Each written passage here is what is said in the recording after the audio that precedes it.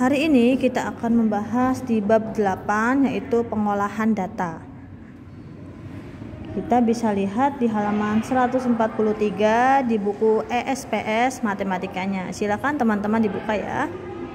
Nah, teman-teman, hari ini bab 8 pengolahan data, tujuan pembelajaran kita yaitu menjelaskan dan mengumpulkan data diri peserta didik dan lingkungannya yang disajikan dalam bentuk diagram batang. Nah, teman-teman, dalam kehidupan sehari-hari terdapat banyak sekali ya kegiatan yang berkaitan dengan pengolahan data. Salah satunya ketika kita di sekolah, yaitu pemungutan suara dalam pemilihan ketua kelas. Tentunya teman-teman pernah ya atau bahkan mengalami kegiatan tersebut. Dari kegiatan pemungutan suara akan diperoleh data dan informasi penting yang berkaitan dengan kegiatan tersebut. Nah, kegiatan tersebut informasinya akan diperoleh melalui proses pengolahan data yang meliputi pengumpulan dan penyajian data dalam bentuk tabel atau diagram agar lebih mudah dipahami. Nah, mari kita ke halaman selanjutnya ya. Nah, di halaman 144 pertama kita akan membahas mengumpulkan data. Nah, mengumpulkan data berarti kita mencari tahu informasi ya, mengumpulkan informasi. Nah, dalam data ya, data artinya catatan informasi yang diperoleh berdasarkan fakta ya, berdasarkan kejadian sebenarnya.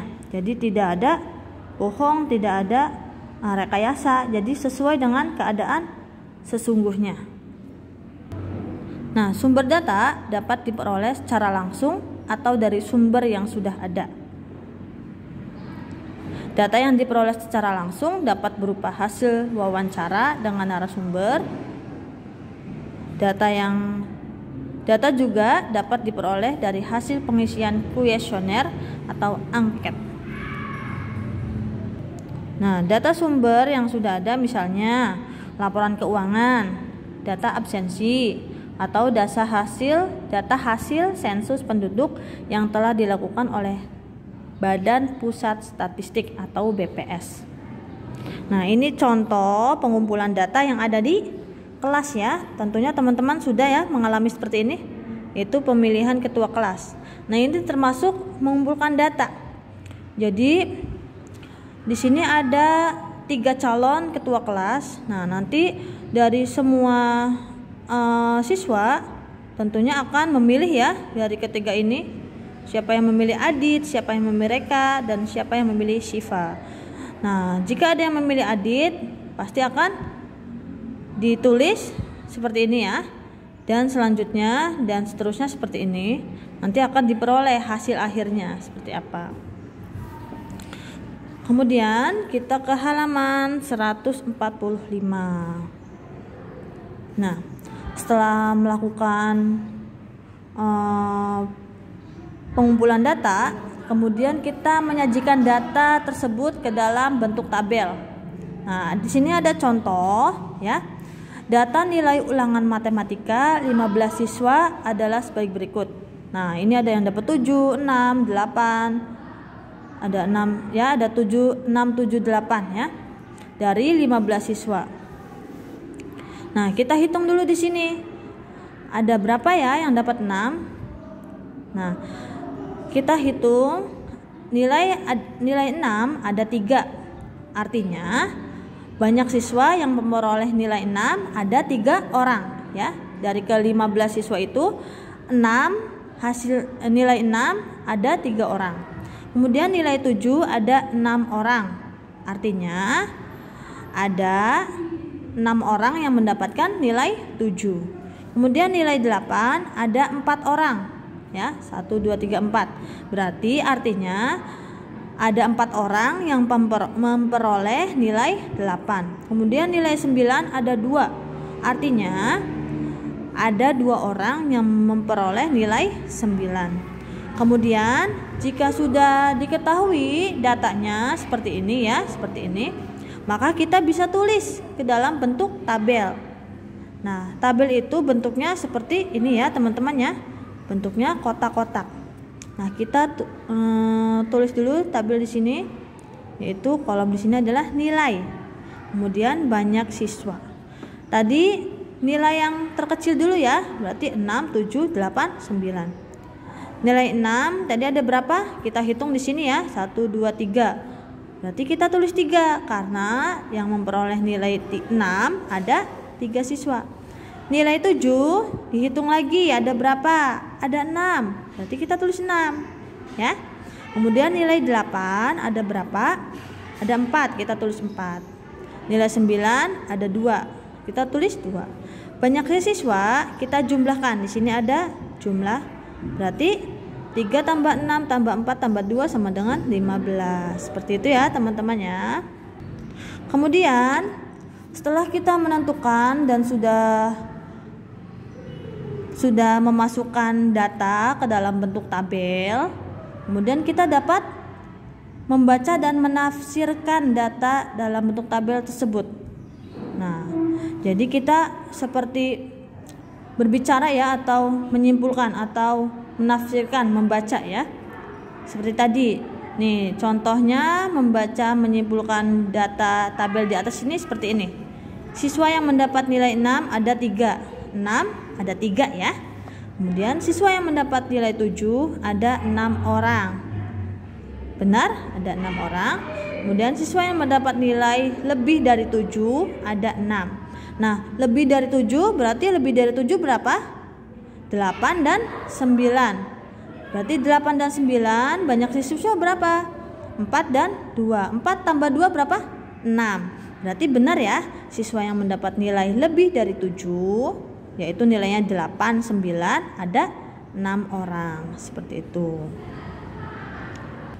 Nah, kemudian teman-teman, menyajikan data juga bisa dalam bentuk batang ya.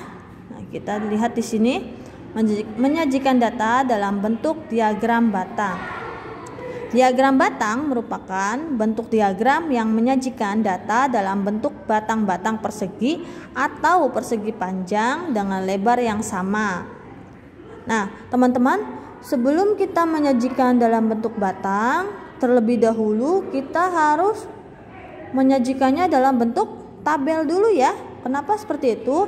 Supaya lebih memudahkan kita dalam membuat diagram batang tersebut. Nah, di sini sudah ada diagram batang ya. Nah, ini diagram batangnya sudah tersedia.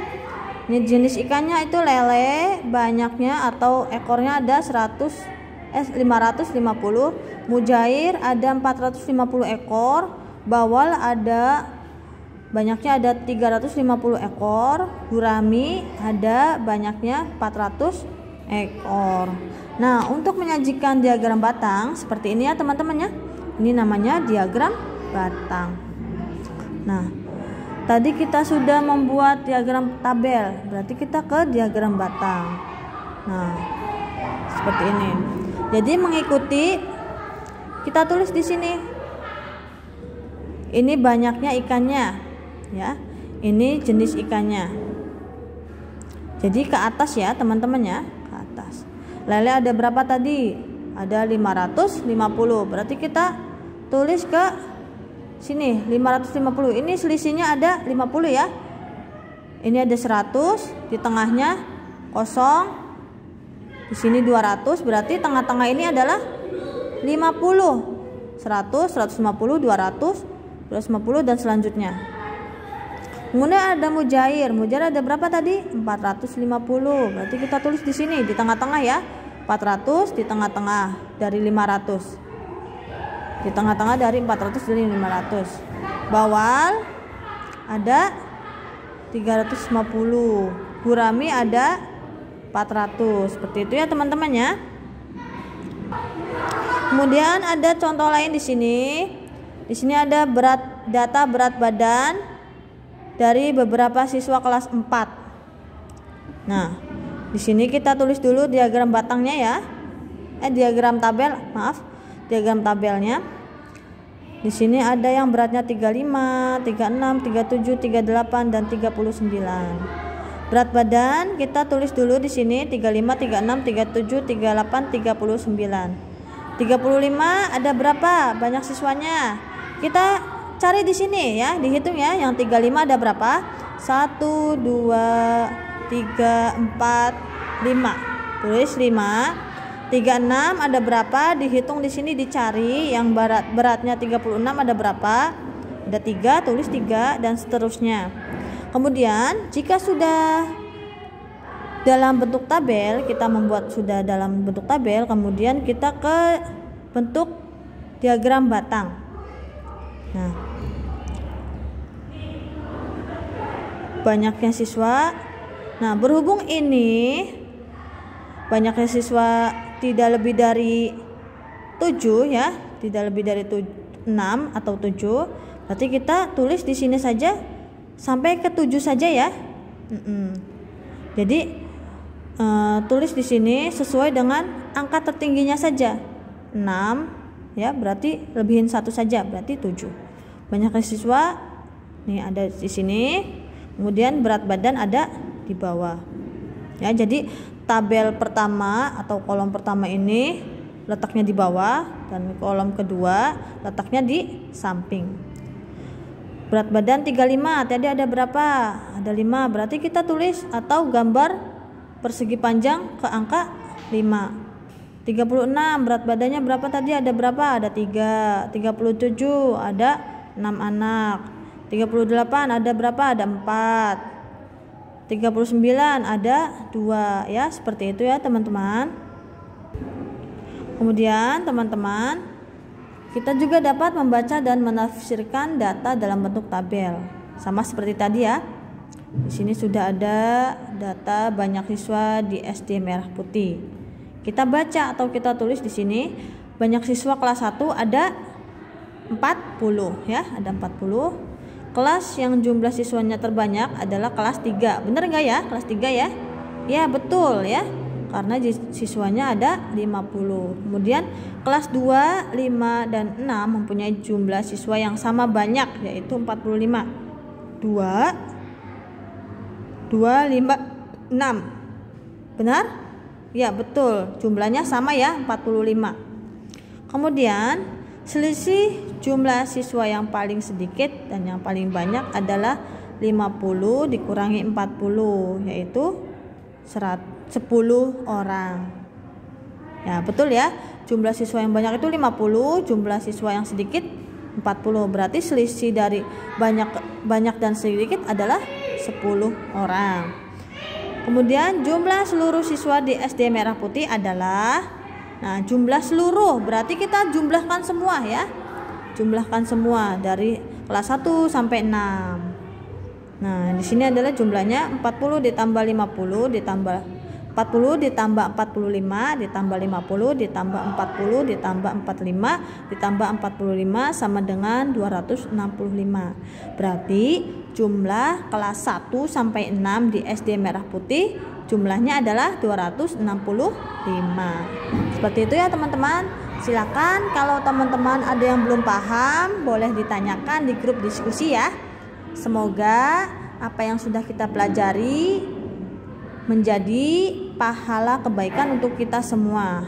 Amin. Kita akhiri, tetap semangat teman-teman.